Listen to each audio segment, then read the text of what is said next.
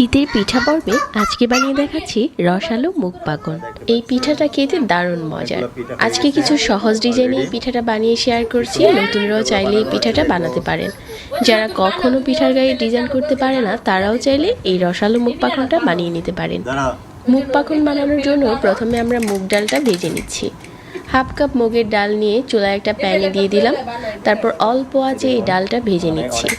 ডালটা যখন ভাজা হয়ে গেছে একটা বাটিতে নিয়ে ডালটা ধুয়ে নিচ্ছি।